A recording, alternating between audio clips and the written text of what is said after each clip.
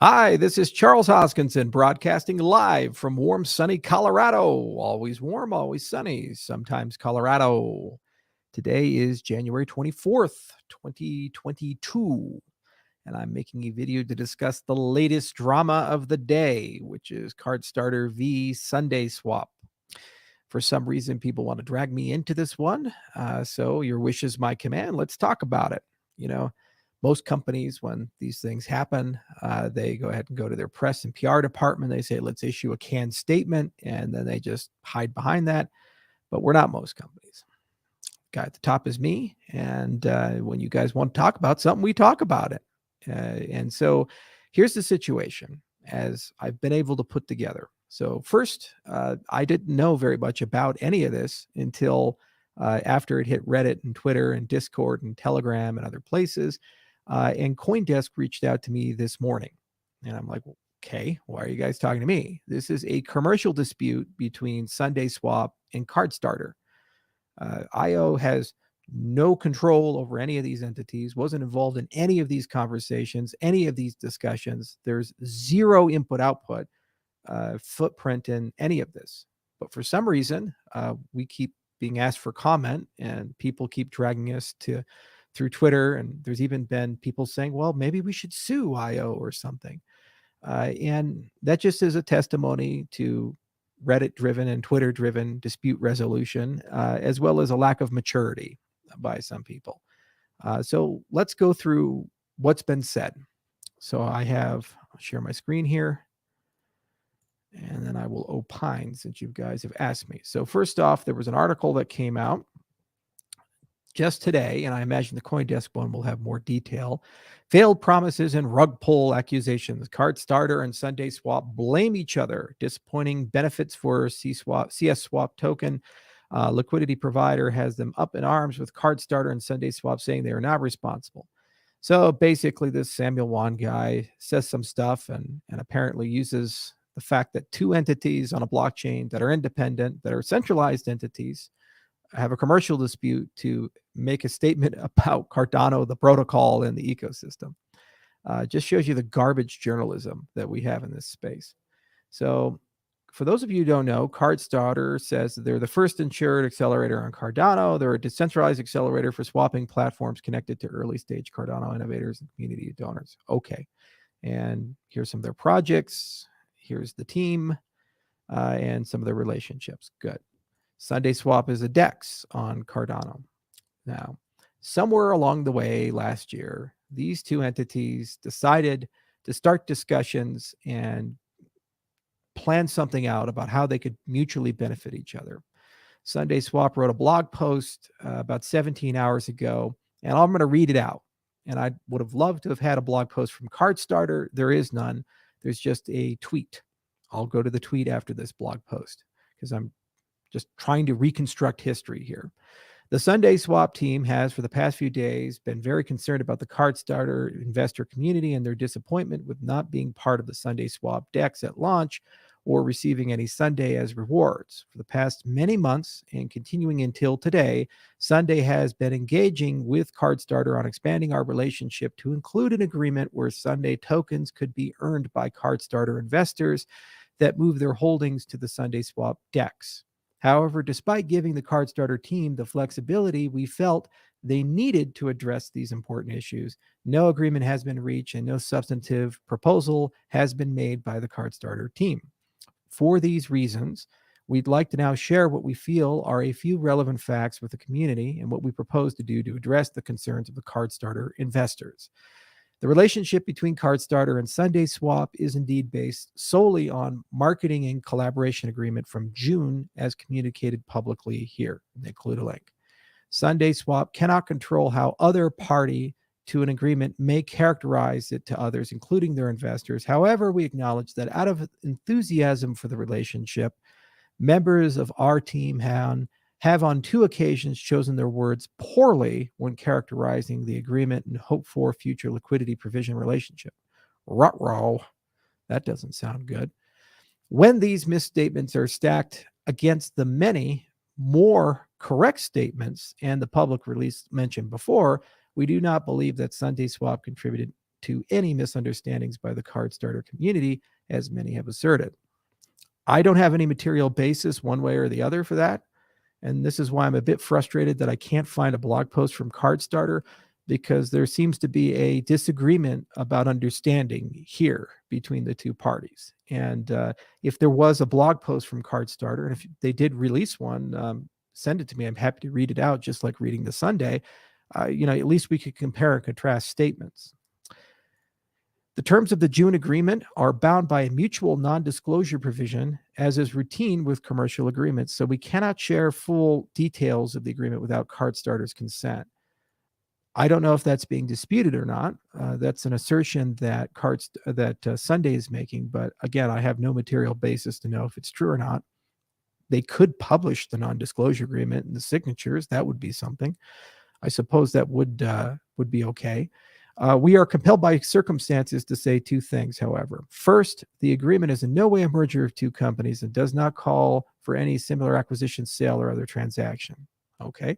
Second, the agreement did include a mutual promise to have a good faith discussion regarding merging CardStarter liquidity to Sunday Swap DEX once listed, and regarding distributing Sunday Swap tokens when issued as a reward to CardStarter investors for that liquidity.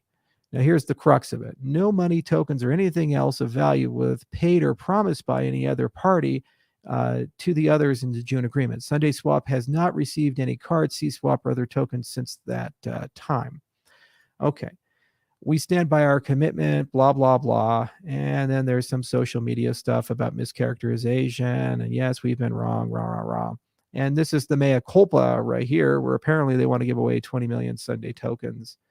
So what's Card saying? Well, Card did this. They published right after or right around when this blog post came out, screenshots. And this is the CEO of CardStarter, Amir. And then two of the Sunday people, Artem and Quantum. Okay. And basically, this is from October 31st. And then this is from January 18th. And it looks like a revision of an agreement of 150 million to 10 million. So this is a very frustrating situation for me, because a screenshot is not a commercial agreement. It's not a negotiation.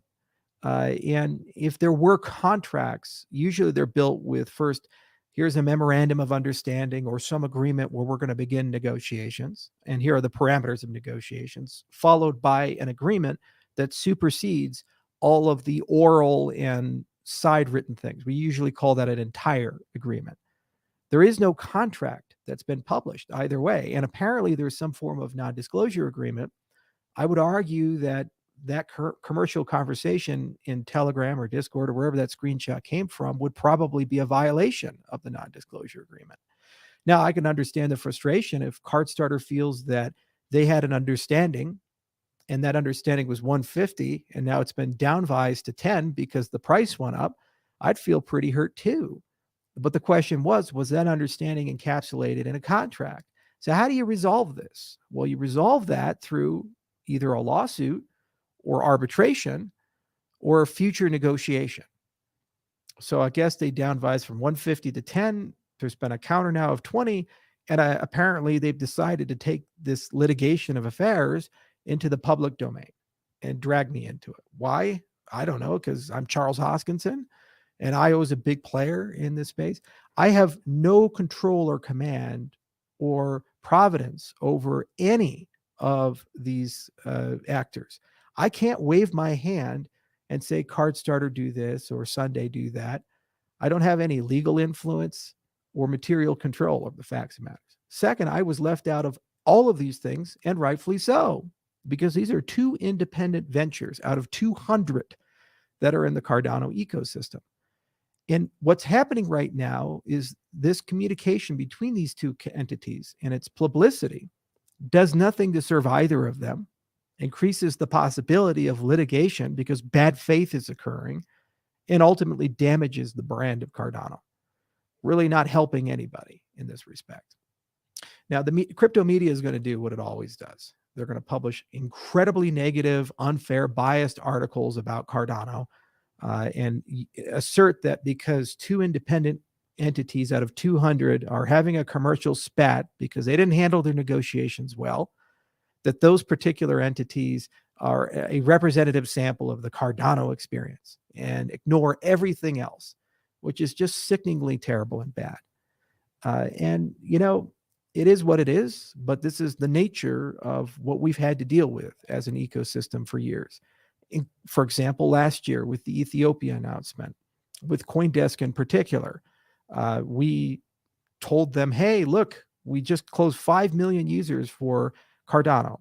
And they said, well, we need to wait for confirmation. And we said, here is the video of the minister who runs the Ministry of Education, 8 minutes talking about the IO relationship and deal and how this works on Cardano and the benefits to Ethiopia and so forth.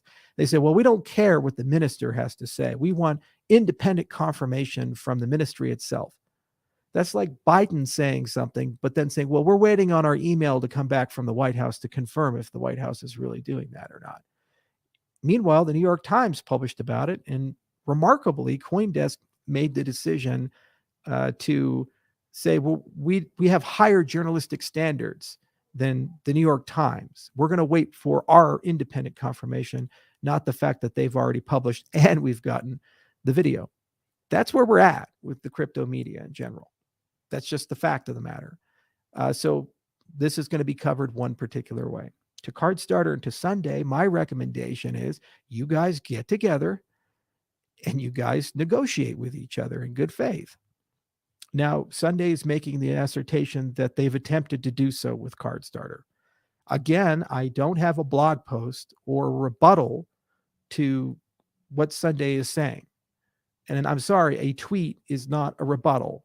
You don't do these things over Twitter or Reddit. Come on, guys, be fucking professionals.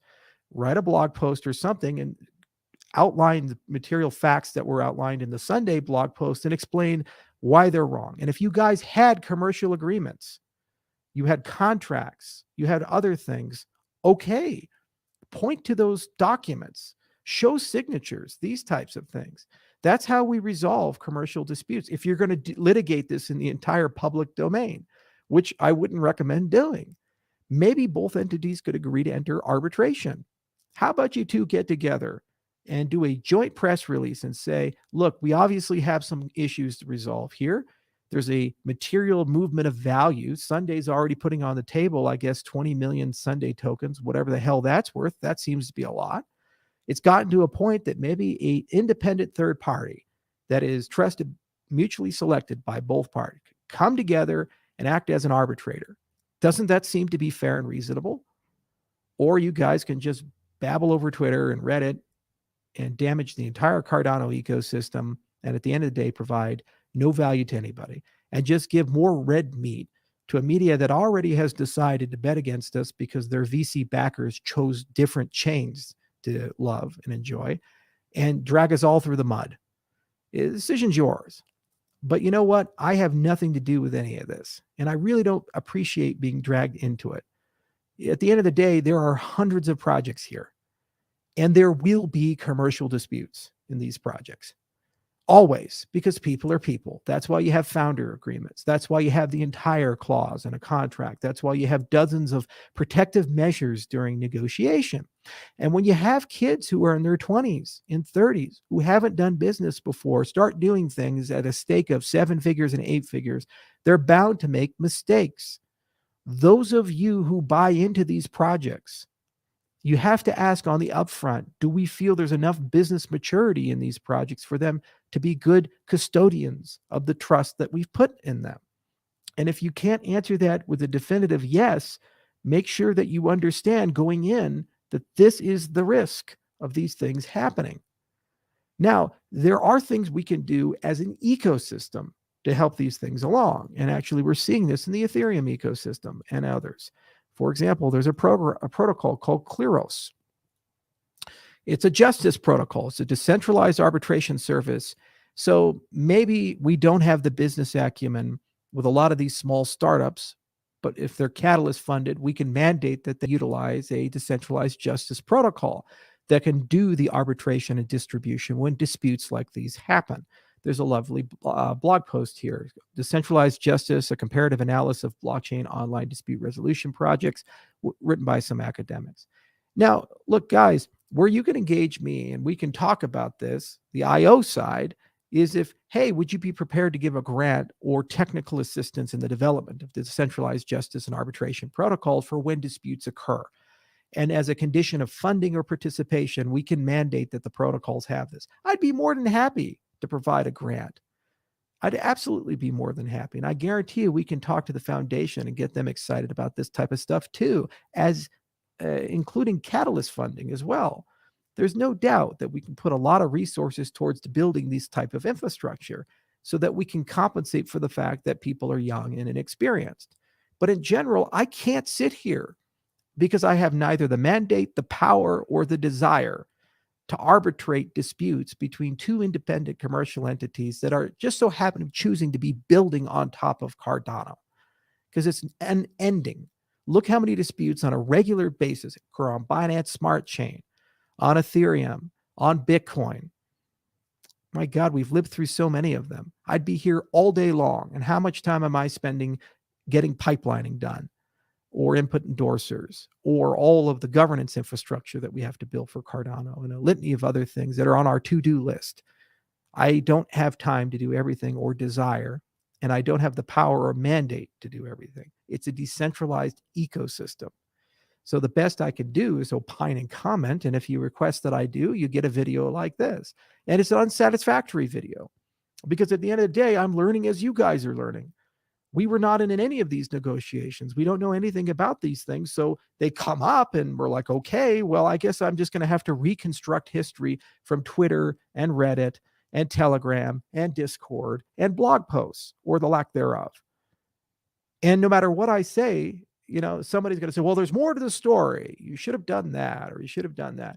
I'm sorry. It's not my job to mandate or litigate these types of things.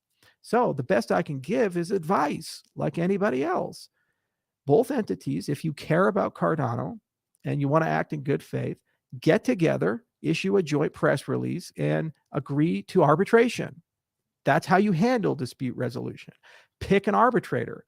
There seems to be, in the screenshots that I've seen, probably the ones tweeted by CardStarter, probably breaking an NDA, some notion of an oral agreement over some notion of a distribution. But that's just a snapshot into a broader series of conversations.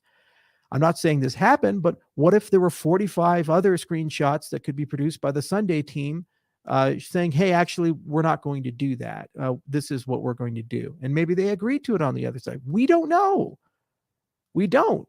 That's why lawsuits have a discovery process. That's why information gets subpoenaed and so forth when these things occur. So if there's good faith and an actual desire for the community, both sides should come together, agree to some form of arbitration, and have the arbitrator sit down and think about it and receive all that information and see if they can come to a negotiation that they feel is fair. And then obviously it's for those two commercial entities to justify whatever they've decided to their communities and have to deal with the consequences of it. And if you, the community, feel that that's not fair, or that wasn't what you were told, you obviously have the ability to sue those entities. That's how you get things done. And in the future, all projects on Cardano, please make sure to use good business hygiene, founders agreements, non-disclosure agreements that actually matter, and communication channels that actually matter, and make sure that you converge to contractual understandings of things prior to any announcements, and manage expectations accordingly. If you don't do that, you get to where we're at. And then it becomes he said, she said, and the crypto media is just eating it up. Red meat for them. Another opportunity to kick Cardano whenever they have an opportunity to do that. They just take it. Okay. So I hope you're happy dragging me into this. And that's all you're going to get from me. That's all I can say. That's all that can be said from the IO side. And yes, there will be more of these things, because by definition, it's a decentralized ecosystem. And there's 200 now. If we keep doing what we do, there'll be 2,000, and then 20,000, and then 50,000. And my God, nation states are going to fight each other. Look at, for example, Bitcoin with El Salvador and the League of Nations, where the IMF is getting involved and all these other people. And there's all these disputes that are occurring and so forth. Okay, this is the nature of decentralized protocols. There's always somebody somewhere in the rainbow who is pissed off and feels like they didn't get a good deal, and now they're upset about it. We can solve the problem for our DApp ecosystem by building decentralized justice protocols and arbitration protocols, and then baking them into the funding expectations and the project management expectations. We already see this maturing in the Ethereum ecosystem. There's no reason why we can't do the same for our own ecosystem. I'm happy to participate at that level because we can add value at that level. We can design protocols, we can write code, we can do all kinds of things. We can vet people and work with those people to help them get that along. But what I can't do is be the arbitrator for these types of things because it's not my role in place. And if there was any entity at all in this place to have that discussion, why don't you all go throw it over to Fred's side and go talk to the foundation? They've taken a position of neutrality. Maybe they're willing to do arbitration work. Who knows? Or at least recommend it here and there when there's a need for the ecosystem. But IO can't do anything. We can't wave our hand and make Sunday do something. We can't wave our hand and make CardStarter do something. We don't have that material control or interest. So all you can do is just yell at me. If it makes you feel better, go ahead. But at the end of the day, is that going to solve your problem? No. So please, people, get your shit together. Both sides come together, agree to arbitration, talk to each other and figure it out. And then sell it to your communities, whatever the hell that you agree to, and get it done. And if you can't somehow survive the arbitration process, obviously the courts are always available to you. But let me tell you one thing. It is not acceptable if you are a fiduciary of an organization to use Twitter, Reddit, Telegram, and other channels in the social media to make your case. Don't do that. It's despicable. It doesn't do anything other than try to abdicate your personal responsibility and damage the brand of the ecosystem as a whole. Yet another fight. Solves no problems at all. So if there's goodwill on both sides, great. If there's no more goodwill on both sides, then announce that. Write a blog post or make a public statement saying negotiation has ended and litigation has. You have a fiduciary responsibility to litigate if your community feels that they're entitled to that and you agree with them. Then go sue and get it done. But don't go ahead and spat over Twitter and Facebook and Reddit and all these other places and drag the crypto media into this. It's pointless. It serves no benefit. So that's all I'm going to say. I hope it does get resolved. Again, if there is a blog post from CardStarter, let me know. I'll go ahead and read it out. If it's rebuttal of what was published with Sunday Swap, because I'm trying to stay as neutral as possible in this respect. And I was looking for both sides and I was going to try to provide both sides. All I got was a blog post from one saying there was no deal. We discussed it, but we never got there. It seems like some things were said during the negotiations that created an impression of something. But again, I don't have the facts and circumstances because we don't have the full readouts of all the message logs. It's like litigating a divorce and only looking at a single text message. It makes no sense to do that. That's not fair to anybody. And a tweet. That's all I have, alongside some Reddit posts and some Telegram messages and a lot of angry people over Twitter who seem to be intent on adding me here. So it is what it is. Hi.